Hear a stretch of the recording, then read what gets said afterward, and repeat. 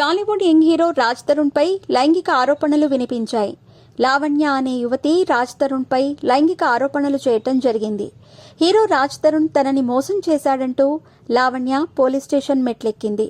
అంతేకాకుండా రాజ్ తరుణ్తో 11 ఏళ్ల నుంచి రిలేషన్లో ఉన్నానని, మధ్యలో ఓ హీరోయిన్ రావటంతో ఆమెతో ఎఫ్ఐఆర్ పెట్టుకుని వెళ్లిపోయాడని చెప్పుకొచ్చింది. ఆమె అక్కడితో ఆగకుండా తామిద్దరం గుడిలో పెళ్లి కూడా చేసుకున్నామని చెప్పి పెద్ద షాక్ ఇచ్చింది.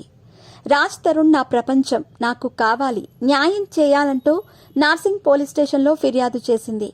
అయితే దీనిపై రాజ్ తరుణ్ ఫ్రెండ్స్ తనని కేసు వెనక్కి తీసుకోవాలని, లేకుంటే చంపేస్తామంటూ బెదిరిస్తున్నట్టు ఫిర్యాదులో పేర్కొంది.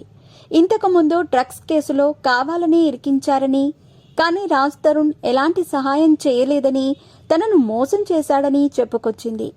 లావణ్య చేసిన ఆరోపణలపై తాజాగా రాజ్ తరుణ్ స్పందించారు.